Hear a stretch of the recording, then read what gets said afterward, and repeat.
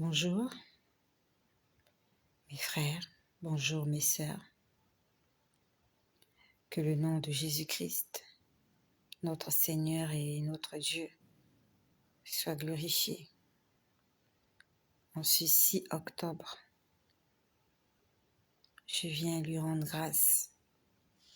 Je viens lui dire merci pour sa présence, pour son amour, pour sa grandeur.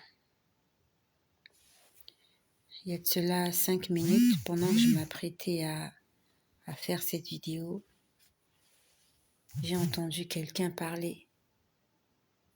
La personne, c'était sous forme d'une chanson. Et j'entends des chansons tout le temps. J'entends des chansons tout le temps. Tout le temps.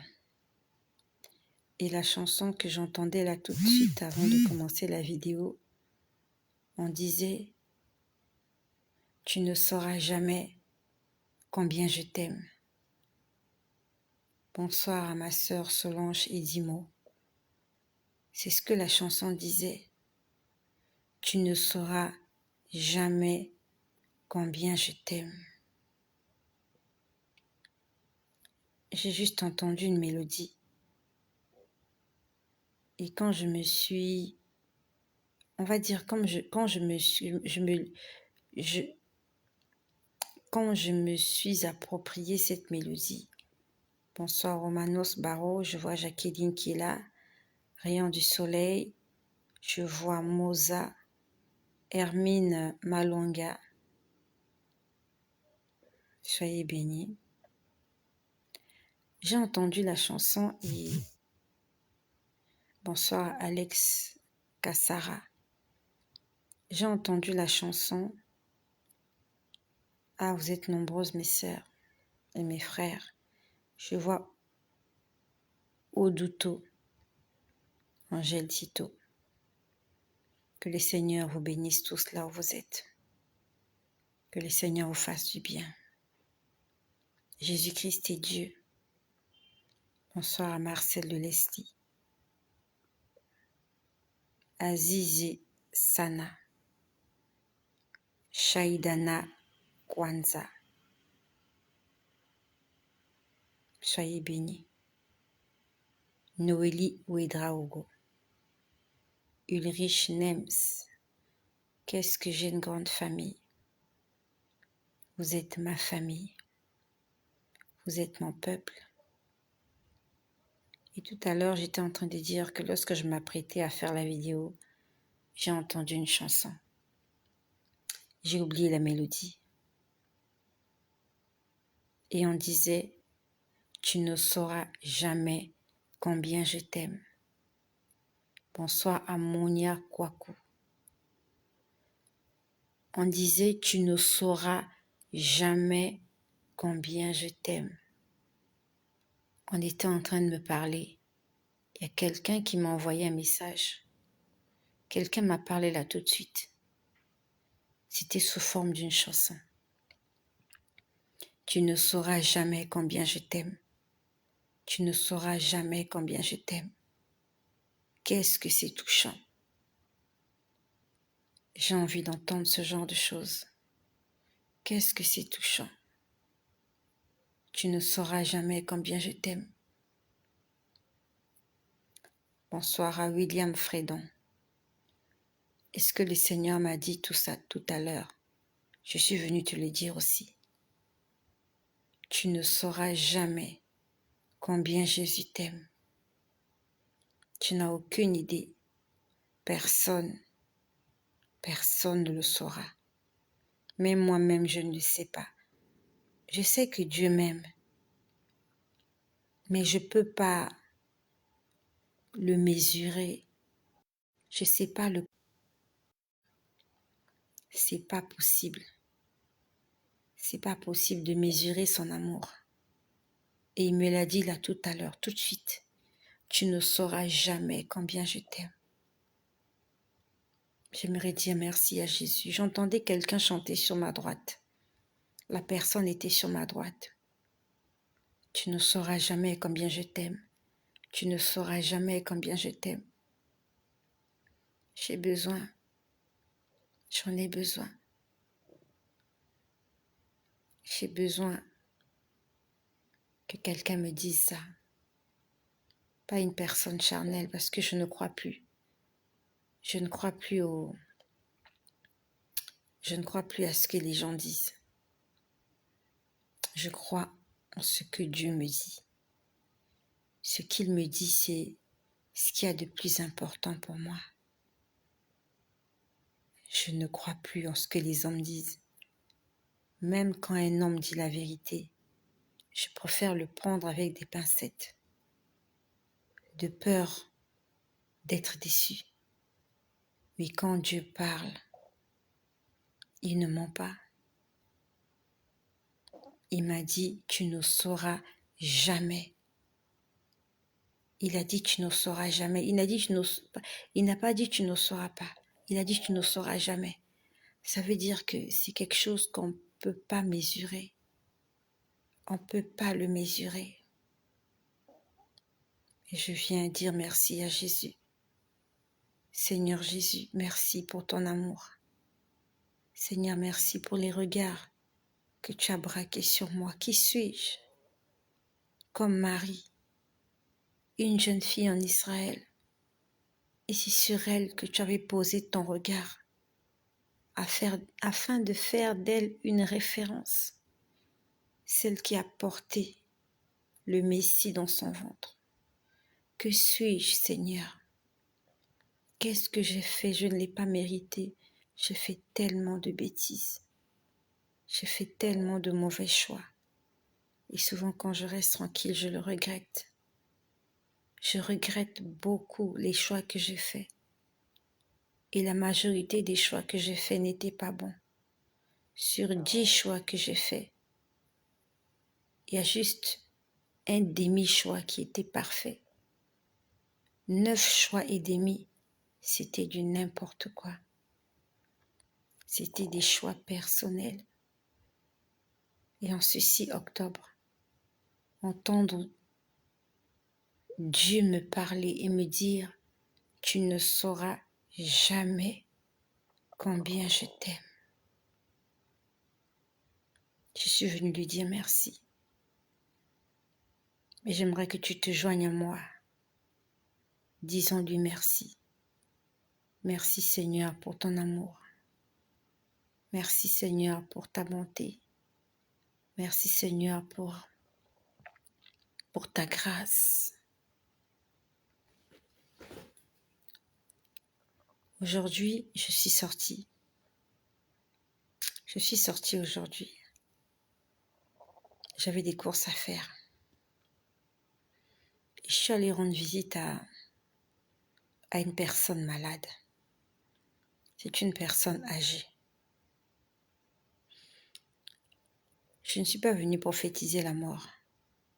Mais par expérience, lorsque Dieu m'envoie vers quelqu'un, ça veut dire que cette personne n'en a plus pour longtemps. Je ne suis pas un prophète de malheur. Je suis juste la voix qui crie dans le désert. La voix qui crie dans le désert. La voix qui crie, qui dit, aplanissez vos sentiers, répentez-vous, car le royaume des cieux est là.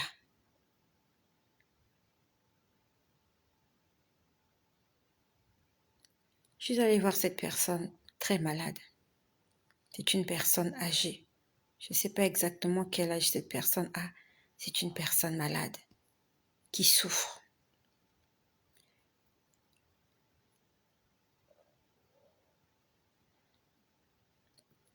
Et j'ai discuté avec elle.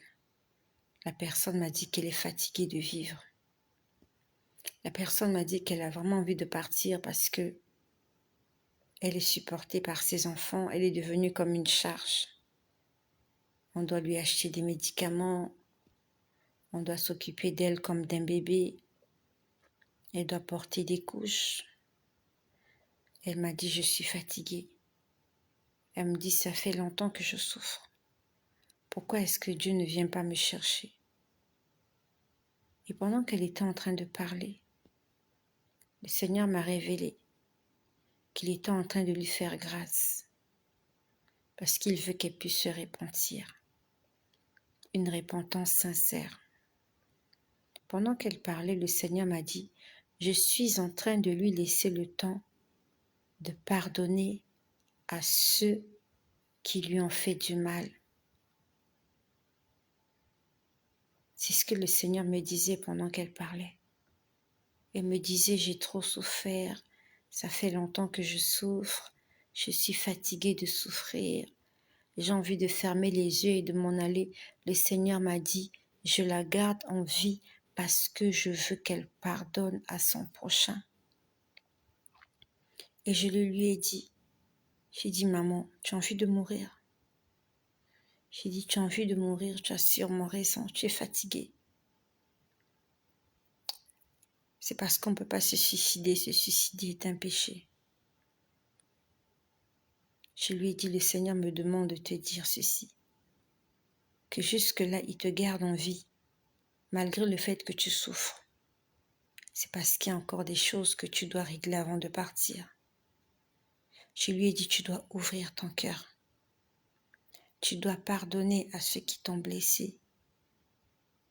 Tu dois les délivrer parce qu'ils sont enfermés dans ton cœur. Et tant qu'ils sont enfermés dans ton cœur, tu seras lourde, tu ne pourras pas monter au ciel. Pour monter au ciel, il faut être léger. Il faut être comme du papier, il faut être comme du vent. Et pour être léger, il faut avoir été lavé dans le sang de l'agneau, dans le sang de Jésus. Je lui ai dit, le Seigneur me demande de te dire que tu continues de vivre en souffrant parce qu'il t'aime et qu'il te laisse le temps de pardonner à tous ceux-là qui t'ont fait du mal. Combien de personnes encore nous n'avons pas pardonné? Cette semaine ou la semaine dernière, je me rappelle plus, je vous ai expliqué comment j'ai eu des bis avec quelqu'un pendant la veillée. Il y a quelque chose qui s'est passé entre moi et quelqu'un. Ça ne s'est pas très bien passé entre nous deux. Et j'ai pris mes distances parce qu'on n'était pas sur la même longueur d'onde. J'avais compris que cette personne était pour moi une occasion de chute. Et quand je l'ai compris, je n'ai plus parlé. Je n'ai plus rien dit. Je suis restée tranquille. Et quand je suis revenue chez moi, je vous ai dit un soir, je voyais que j'étais en train de rouler. J'étais en train d'avancer sur une route. J'allais très vite. Et on a bloqué mon passage. On me demandait de faire marche arrière et de prendre la gauche. Je crois qu'on en a parlé. J'aimerais te dire que tout ce que tu vois en vision ou dans tes songes, les songes ce sont les rêves. Tout ce que tu vois a une explication, a une signification. Et comment le comprendre? Tu dois avoir une amitié avec Dieu. Tu dois avoir une complicité avec le Saint-Esprit. Afin que lorsque tu vois quelque chose que tu n'as pas compris, tu demandes au Saint-Esprit, il va te l'expliquer. Et ce que j'avais oublié de dire ce soir-là, c'est que quand j'ai vu ça, je sais qu'il fallait que je fasse quelque chose. J'ai compris qu'il y a quelque chose que j'ai manqué de faire. On a bloqué ma route. C'est comme si on me disait, tu ne peux pas avancer tant que tu ne vas pas régler le problème qui est sur ta gauche, mais ça se passe derrière toi. Je me suis levée, je me suis assise, je me suis dit, il y a quelque chose que je suis levée. Je me suis dit, il y a quelque chose que je devais faire, mais que je n'ai pas fait. J'aimerais te dire que s'il arrive un soir dans la nuit, que tu te réveilles, qu'il te manque le sommeil, demande à Dieu de te parler. C'est Dieu, Dieu t'a ôté le sommeil pour une raison bien valable, pour une raison bien déterminée. Si Dieu te réveille la nuit, c'est pas pour le hasard. C'est pas pour prendre ton téléphone, pour commencer à naviguer, pour commencer à appeler les gens. C'est pas pour tapoter à gauche et à droite. C'est pas pour prendre la télécommande et suivre la télévision. Si Dieu te réveille la nuit, c'est parce qu'il veut que tu puisses discuter avec lui. C'est parce qu'il veut t'entretenir. Et ce soir-là, je comprenais qu'il y avait quelque chose que je devais faire mais que je n'avais pas fait, mais je ne sais pas ce que c'était. Et ce soir-là, j'avais oublié de vous le dire parce que j'avais oublié moi-même. Et quand je me suis assise ce soir, j'ai prié, j'ai dit Seigneur, qu'est-ce que je dois faire? Qu'est-ce que je n'ai pas fait? J'ai vu des latrines, on va dire ça en bon français. J'ai vu des WC, j'ai vu 2 toilettes externes très sales, les toilettes les plus dégueulasses que tu n'aies jamais vues. C'est ça que j'ai vu. C'était 2 toilettes avec 2 portes. Mais je sais que c'était des toilettes. Elles étaient dégueulasses à l'extérieur. Il y avait de la crasse. Il y avait toutes sortes de déchets. C'était dégueulasse. Et on avait 2. J'ai posé la question au Seigneur, qu'est-ce qui se passe? Pourquoi tu me montres des toilettes qui sont sales? C'est quoi ces toilettes-là? C'est là où le Seigneur m'a révélé que j'avais des soucis avec quelqu'un. Il y avait quelqu'un avec qui on s'est pris la tête pendant la veillée. On s'est vraiment pris la tête. Et j'ai pris mes gardes. J'ai pris mes distances. Et ce soir-là, je vous ai dit, le Seigneur m'a demandé de me réconcilier avec la personne. Le Seigneur m'a dit, la personne est en train de te chercher. La personne va te chercher. C'est là où j'ai plaidé en ma faveur. J'ai plaidé en ma faveur. Ce soir-là, j'ai dit, Seigneur, je te demande pardon si j'ai blessé le cœur de cette personne. J'ai dit, je sais qu'il faut que je me réconcilie avec elle. J'ai dit, Seigneur, mais regarde, il y a tel problème. Si je fais le premier pas maintenant, la personne va m'empêcher de faire quelque chose que j'ai envie de faire. J'ai d'abord envie d'accomplir cette chose-là avant de pouvoir m'entretenir avec cette personne. Et je me suis défendue, j'ai défendu ma cause. J'ai défendu ma cause devant Dieu. Je lui ai dit, Seigneur, tu as raison. Il faut qu'on soit en paix avec tous. J'ai dit, Seigneur, je ne laisserai personne me voler mon salut. J'ai trop souffert pour en arriver là.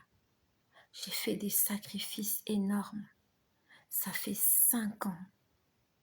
Ça fait 5 ans que je suis consacrée. Ça fait 5 ans que j'ai mis certaines choses de côté pour servir le Seigneur. Et j'ai dit ce soir, je ne laisserai personne me voler cette grâce. Je ne laisserai personne me voler mon salut. Le Seigneur m'a montré 2 toilettes.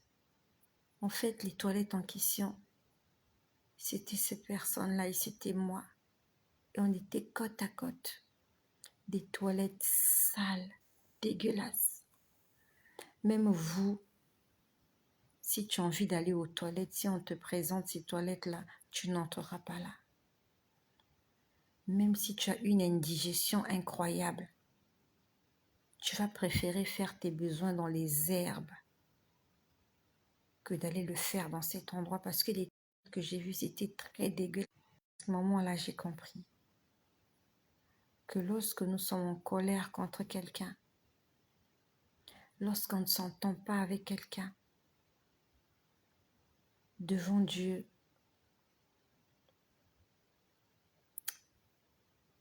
c'est pas beau. C'est la pire des choses qu'un être humain puisse faire, se mettre en colère contre quelqu'un. Critique quelqu'un, ok, juge-le. mais ne te mets pas en colère contre la personne. Ne sois pas fâché contre la personne. Et surtout, comme dit la Bible, que le soleil ne se couche pas sur ta colère. J'ai vu des toilettes, les toilettes les plus dégueulasses qui puissent exister sur cette terre. Et ces toilettes-là, ça me représentait. Et ça représentait la personne en question. J'ai cru que j'avais pardonné. Pour moi, je me disais, j'ai pardonné. J'ai juste pris mes distances. Mais Dieu me demandait plus que ça. Combien de personnes vont rater le ciel juste parce que il y a cette ignorance-là. La chose la plus difficile à faire sur cette terre, c'est de pardonner. Quand quelqu'un t'a fait du mal, quand quelqu'un t'a vraiment fait du mal, c'est difficile de pardonner. J'aimerais qu'on demande à Dieu, de nous aider à pardonner. C'est très important. Je te laisse imaginer. Ça fait 5 ans que j'ai consacré ma vie à Jésus. Ça fait des années que j'entends les anges chanter. J'entends Dieu me parler audiblement. Quand je dors, il me parle. Quand je suis debout, il me parle. Beaucoup de gens, lorsqu'ils m'entendent parler, ils m'envient. Ils aimeraient être à ma place. Je lis vos commentaires, j'entends des gens m'écrire, me dire comment tu fais pour avoir cette vie d'intimité avec Dieu, parce que moi aussi j'aimerais entendre la voix de Dieu, j'aimerais entendre les anges chanter. Mais pour un rien, je peux perdre mon salut. Pour juste une petite colère avec quelqu'un, le salut ne tient qu'à un fil. Et ça me fait peur. Raison pour laquelle j'évite les gens. Je ne veux plus des gens autour de moi. Je ne veux plus les gens autour de moi. Parce que les gens sont pour moi des occasions de chute. J'aimerais que chacun reste chez lui. Reste chez toi. Ne viens pas chez moi. Si on se voit dans la rue, tant mieux. Si on ne se voit pas dans la rue, le jour qu'on se verra, bonjour, bonjour, ne viens pas chez moi pour me chercher des problèmes. Parce que mon salut est la chose la plus importante sur cette terre. Je n'ai pas envie de perdre mon salut à cause de quelqu'un. C'est pour ça que je ne veux plus travailler. Je ne veux plus aller travailler parce que lorsque j'irai dans une entreprise, surtout si c'est une nouvelle entreprise, au moins là où j'étais, je connaissais des gens, je connaissais leurs habitudes. Il y avait une certaine complicité. Mais une nouvelle structure, tu vas arriver, tu vois de nouveaux visages. Les gens ne te connaissent pas. Il faut te familiariser avec eux. Les gens ont des humeurs. Les gens te mettent les bâtons dans les roues. J'ai une proposition de travail. Je n'irai pas travailler. Je n'irai pas travailler parce que je ne veux pas que quelqu'un soit pour moi une occasion de chute. Tu vas arriver en retard. Quelqu'un va te blâmer. Tu vas mal faire ton travail. Quelqu'un va te raconter sa vie.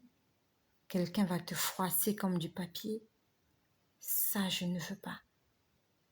Je préfère galérer. Je préfère avoir les poches vides. Gardez votre salaire. Votre gros salaire là, gardez-le. Moi, je tiens à mon salut. Je tiens à mon salut. Je tiens à mon salut. Je ne veux plus des problèmes avec les gens. Je sortirai quand c'est important. Quand je sors, je vais quelque part, je fais ce que j'ai à faire, je rentre chez moi. Je n'ai pas envie d'aller chez les gens. Je veux pas que les gens viennent chez moi. Si on se rencontre dans la rue, on se dit bonjour, on se dit ce qu'on a à se dire. Chacun prend sa route et continue son chemin. J'ai peur. J'ai tellement peur, comme dit l'apôtre Paul, après avoir prêché aux autres la repentance, l'amour, le pardon, et que nous-mêmes on ne soit pas sauvés. À quoi ça servit?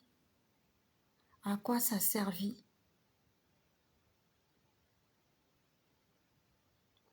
À quoi ça servit toutes ces heures sur Internet à évangéliser? À quoi ça a servi tous ces jeûnes et prières que j'ai faits? À quoi ça aurait servi si moi-même je ne suis pas sauvée? Mon ami, ne sois pas en colère contre moi. Je ne viendrai pas chez toi. Toi aussi ne viens pas chez moi. Parce que si tu viens chez moi, peut-être que tu vas m'irriter. Si on se rencontre à l'église, tant mieux. On se rencontre au marché, tant mieux. On se rencontre au supermarché, tant mieux. On ne se rencontre pas, tant pis. On n'est pas des ennemis. Si on se voit, bonjour. Chacun mène sa vie. Reste chez toi. Moi aussi, je reste chez moi. Je t'en supplie. Je t'en supplie. Le Seigneur m'a envoyé voir cette femme aujourd'hui pour lui dire que ça fait des années qu'elle est malade, qu'elle ne meurt pas, parce que Dieu veut qu'elle pardonne. Elle est en train de souffrir dans sa chair. Elle est en train de souffrir dans ses os. Elle a la tremblote. Elle appelle la mort. La mort ne vient pas.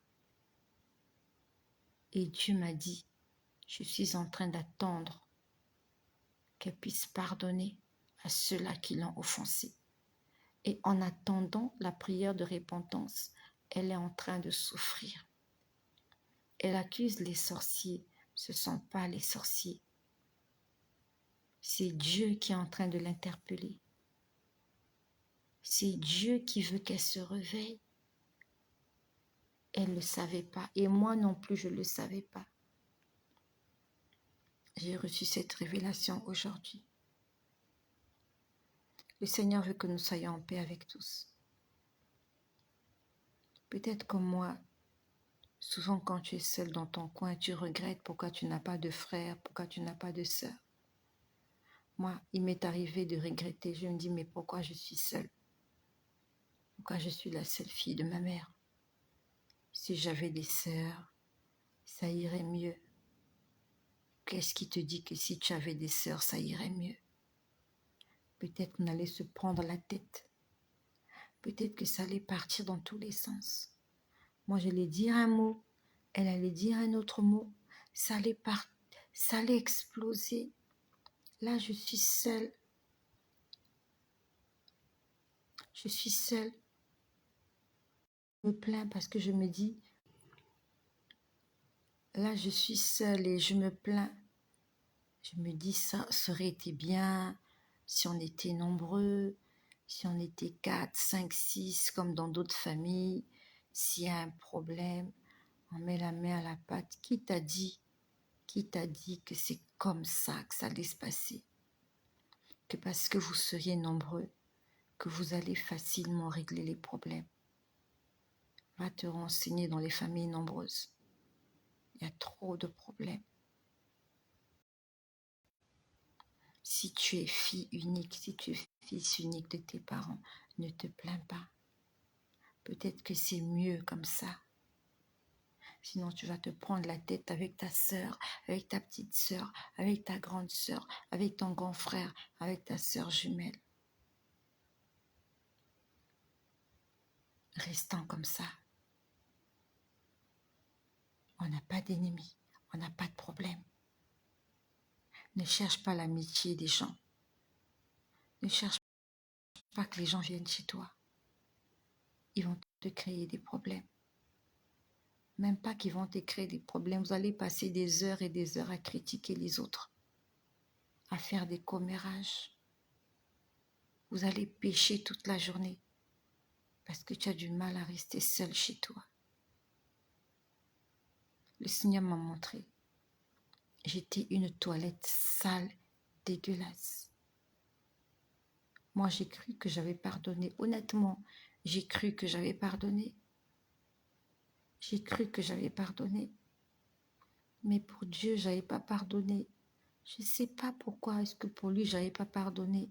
J'en sais rien. Je ne sais pas. Je sais pas pourquoi je sais pas pourquoi il m'a donné cet aspect de toilette. J'en sais rien du tout. Mais j'ai été choquée. Ce jour-là, j'ai parlé à Dieu. J'ai dit, Seigneur, regarde comment ça s'est passé. Tu sais comment ça s'est passé. Et j'ai pris cette décision à cause de ceci, à cause de ceci. Et si je prends contact avec cette personne, ça va mal se passer. J'ai dit, Seigneur, comprends-moi. Je ne veux pas perdre mon âme pour cette personne-là. Cette personne ne mérite pas que je perde mon âme pour elle. Rien sur terre ne mérite que je perde mon âme.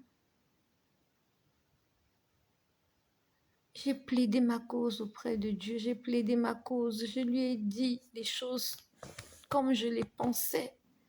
J'ai dit, je croyais bien faire. J'ai dit, Seigneur, toi-même tu as dit que si ta main gauche est pour toi une occasion de chute, coupe-la. Pour moi, je me suis dit que cette personne est une occasion de chute. J'ai pris des distances. J'ai dit, Seigneur, qu'est-ce que j'ai fait de mal? Le Seigneur m'a compris. Comme avec Ézéchias. Tu connais l'histoire du roi Ézéchias. Sa date de mort avait été arrêtée. Dieu voulait le récupérer. Et Dieu a envoyé le prophète Ésaïe aller lui dire, dis à Ézéchias de mettre de l'or dans sa maison parce qu'il va mourir. Ézéchias a prié, il a pleuré, il a demandé à Dieu de se rappeler, de se souvenir de tout ce qu'il avait fait pour Israël et pour la gloire de Dieu. Et Dieu lui a rajouté 15 ans de sa vie. C'est possible de plaider ta cause auprès de Dieu. C'est possible de lui dire des choses.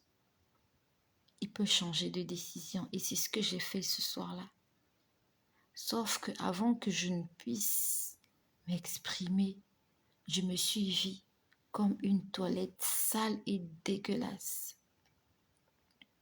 Je n'ose même pas imaginer si Jésus était revenu ce soir-là. Qu'est-ce qui allait se passer? J'ai tellement peur. J'ai tellement peur des gens qui sont autour de moi. J'ai pris la décision de ne plus parler. Je ne veux plus parler, je ne vais plus me plaindre. Je veux faire ce que je dois faire. Je vais faire, je ne parle plus. Toi, tu es là, tu es célibataire. Tu fais des jeûnes, des nuits de prière parce que tu veux te marier. C'est pas mauvais. Quand cet homme-là va te faire de la peine et que tu vas commencer à le détester, tu vas commencer à le haïr. Tu peux perdre ton salut à cause de lui. Le mariage peut être une occasion de chute pour toi. Toi, tu cherches une femme. Là, tu es célibataire, tout va bien. Tu n'as de problème avec personne. Ta relation avec Dieu est parfaite. Et quand tu te mettras en couple avec cette personne-là, vous allez vous mettre en colère, vous allez vous prendre la tête, vous n'allez plus causer, vous allez vous chamailler, vous allez vous battre, ça va aller dans tous les sens. Vous allez perdre votre salut. Mon ami, recommande ton sort à l'Éternel. Mets en lui ta confiance et il agira. Ne sois pas pressé de te mettre en couple. Tu sais combien de couples se déchirent là dehors. Il y en a combien qui perdent leurs âmes. Il y en a combien qui ne sont pas sauvés parce qu'ils sont tombés sur la mauvaise personne. Prie et jeûne, que Dieu te dise, est-ce que tu peux te mettre en couple avec cette personne-là? Peut-être que cette personne-là va te tuer. Tu vas avoir des ulcères d'estomac parce que tu as couru derrière le mariage. Attention mes bien-aimés, il y a des problèmes dans les couples. Allez vous renseigner. Les problèmes dans les couples, ça ne manque pas. Monsieur dort à gauche, madame dort à droite. Cela ne veut pas qu'on touche son téléphone, l'autre a fait ceci, l'autre a fait cela, un tel a fait ceci. Et si Jésus revient, vous restez tous les deux. Vous allez rester parce que vous avez choisi de vous marier. Le mariage. Il y en a même d'autres qui regrettent pourquoi ils se sont mariés, mais c'est trop tard. Il y a d'autres qui regrettent leur célibat. Ah, si j'étais restée célibataire. Toi qui n'es pas encore marié, ne sois pas pressé. L'ennemi te guette. Il va s'aimer la zizanie dans ton couple pour que tu perdes ton âme. L'homme que tu vois aujourd'hui, il est gentil, il est beau, il est tendre, il est attentionné, il est fidèle. Quand il va t'épouser, il va te tromper. Est-ce que tu pourras lui pardonner? Il va enceinter la voisine, il va enceinter ta petite sœur, il va enceinter ta cousine, il va sortir avec tes copines. Il va recevoir des coups de fil, il va sortir la nuit pour passer des coups de fil. Est-ce que tu pourras supporter? Est-ce que tu pourras lui pardonner? Cette femme-là, aujourd'hui vous aimez, je t'aime moi non plus. Quand elle viendra dans ton foyer, elle va pas aimer tes parents, elle va pas aimer ta mère, elle va insulter tes parents, elle va t'insulter, elle va te froisser, elle va te chiffonner. Elle s'occupera pas de la maison, elle va pas aimer tes enfants. Lui aussi, il va pas aimer tes enfants. Est-ce que tu pourras pardonner? Est-ce que tu pourras pardonner? Oh, que je fais des efforts. Qu'est-ce que je fais des efforts? C'est pas facile. C'est pas facile de regarder et de ne rien dire. J'ai pris la décision, je ne vais plus parler. Parce que le salut est individuel et je tiens à mon salut.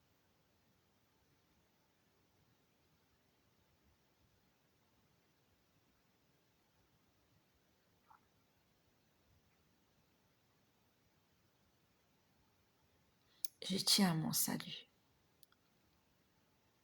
Prenons des décisions. Prenons des distances. Prends des distances. Même si c'est ta meilleure pote. Dis, j'ai décidé. Je vais marcher seule maintenant. Je veux être seule. Je n'aurai que des connaissances. Je n'ai même pas d'amis. Je n'ai pas d'amis. Il n'y a personne chez qui je vais passer du temps. Non. Je reste chez moi. Je lis ma Bible, je fais ce que j'ai à faire. Et c'est mieux comme ça. On se rencontre de temps en temps dans la rue. On se rencontre je ne sais pas où. Et chacun rentre chez lui. J'ai peur de perdre mon salut. Ça ne tient qu'à un fil. Et cet après-midi, le Seigneur m'a demandé de dire à cette personne, tu es en train de souffrir parce que tu ne veux pas pardonner. Elle souffre dans sa chair. Elle appelle la mort ne vient pas. Parce que Dieu veut qu'elle pardonne. Est-ce que toi qui m'écoutes, est-ce qu'il y a quelqu'un qui te fait de la peine ou qui t'a fait de la peine que tu n'arrives pas à pardonner? Quand le Seigneur te voit, tu ressembles à des toilettes pourries, des toilettes dégueulasses, sales, que personne ne peut utiliser. Juste parce que tu es en colère contre quelqu'un. Et même si comme moi tu as cru, j'ai cru que j'avais pardonné. Mais Dieu ne le voyait pas comme ça. Je ne sais pas pourquoi il n'a pas vu comme ça. J'en sais rien du tout. Que le Seigneur nous aide. Que le Seigneur nous aide, surtout dans les couples. Les couples. Quand on vient de se marier, c'est encore tout beau, tout nouveau. C'est parfait. Au bout de 6 mois, 1 année, 2 ans, 3 ans, les problèmes commencent. Et ça ne fait que s'accumuler. Parce que plus le temps passe, les écailles tombent et on découvre qui est l'autre. Que le Seigneur nous aide à pardonner. Et ce soir, j'aimerais demander encore à Dieu de m'aider à pardonner. Parce qu'il a dit que si tu ne pardonnes pas à ton frère, le Père Céleste ne te pardonnera pas non plus. Et c'est quelque chose de tellement clair, on n'a pas besoin de méditer sur ce passage afin de le comprendre. Que le Seigneur nous aide à pardonner. Qu'il nous aide à pardonner. Que la gloire lui revienne dans nos vies.